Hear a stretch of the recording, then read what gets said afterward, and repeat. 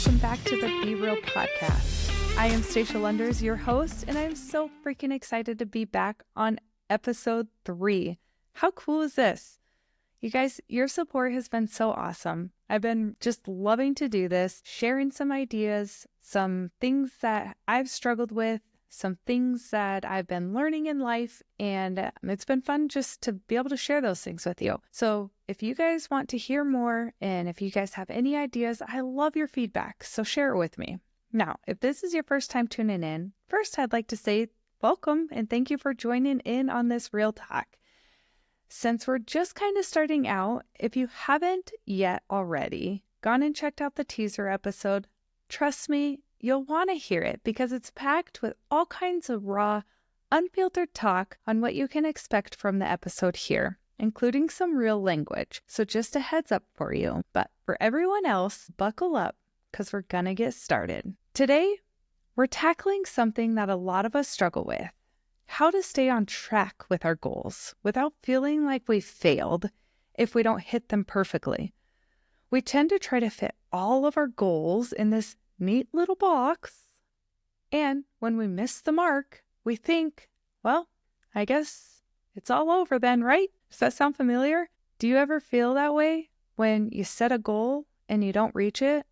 Basically, you just kind of want to give up. Last week, we talked about setting realistic goals. So if you missed that one, go back and give it a listen because it's a solid foundation for what we're diving in today.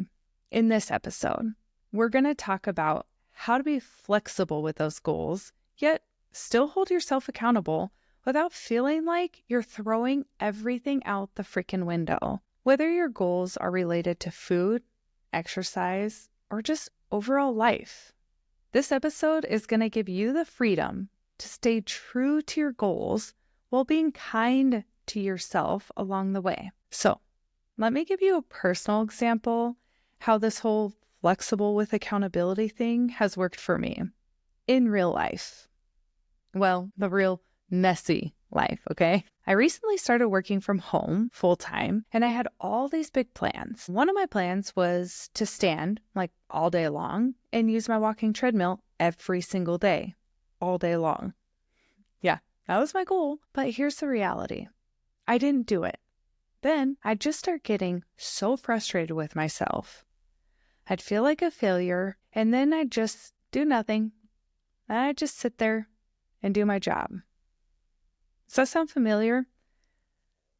Like, basically you just make a goal and then it wouldn't pan out. So then instead of doing it, you just wouldn't. I know I'm not the only one who does this. I had these big all or nothing expectations, and when I didn't meet them, just gave up until I started being flexible with myself while still holding myself accountable. Instead of trying to walk all day, every day, I scaled it back.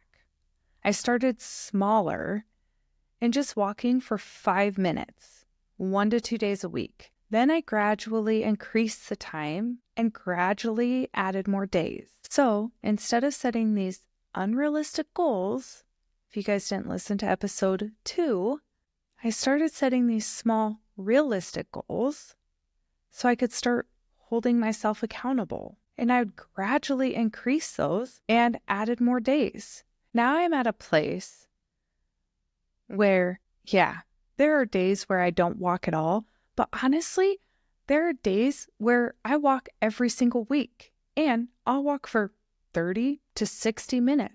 And that's because I'm learning flexibility with accountability, and it's because I started small. I'm learning to be flexible with the flow of life and adjusting as needed. The same principle applies to food. I have struggled with binge eating, which, by the way, is something we're going to talk about in future episodes, and trust me, you won't want to miss that.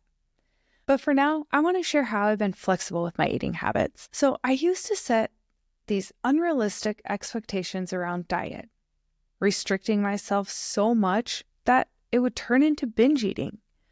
I was in this never-ending cycle of yo-yo dieting that got me nowhere until I started applying flexibility with accountability. I begin with something so simple, just eating 3 meals a day.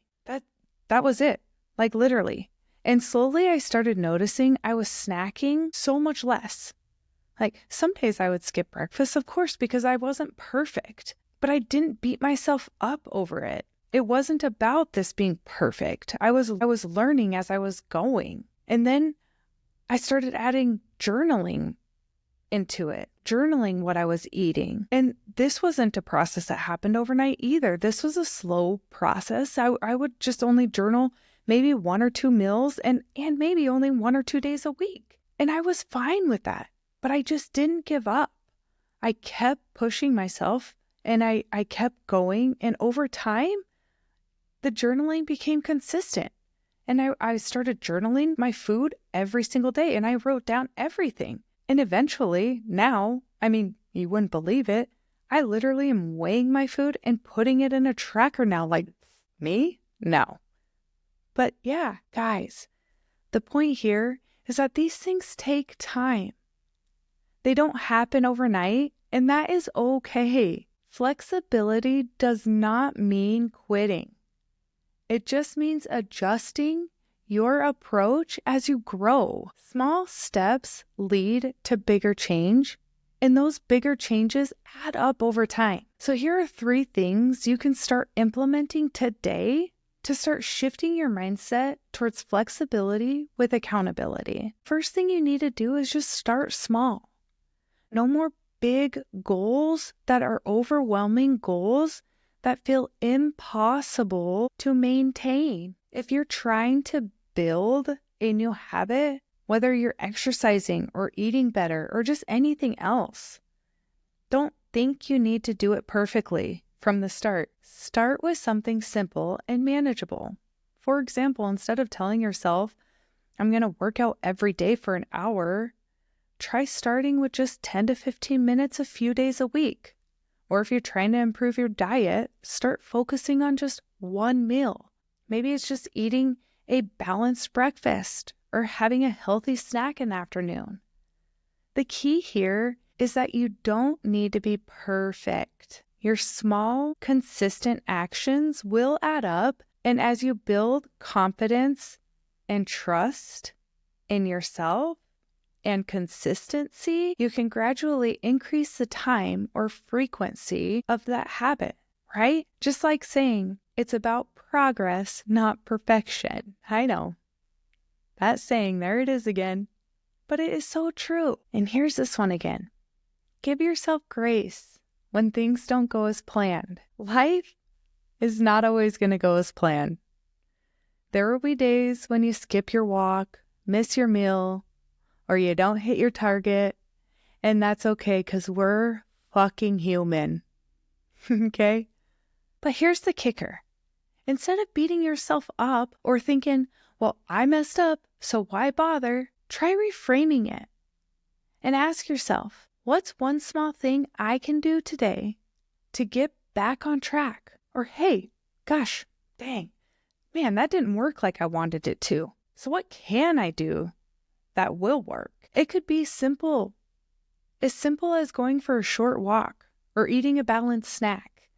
The point is staying accountable to yourself, but with compassion. Flexibility allows room for setbacks without throwing in the towel. Reflect and adjust regularly. And this is the last one. At the end of each week, check in with yourself. What's working? What's not? What feels sustainable?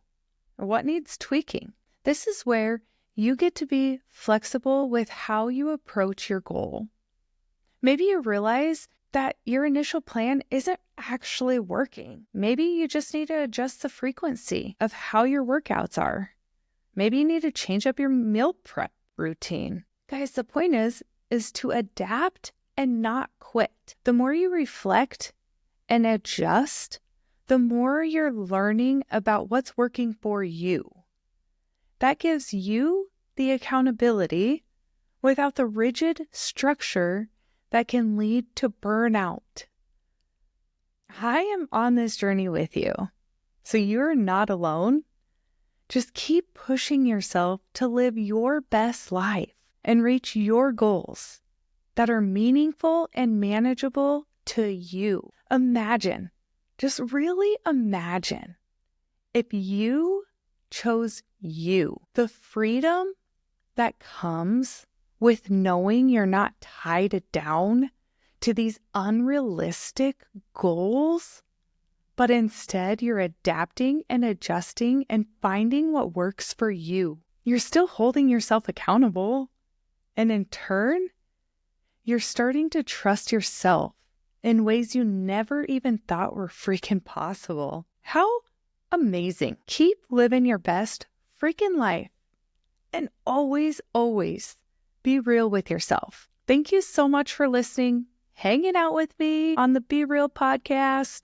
I am so excited to continue sharing this journey with you all.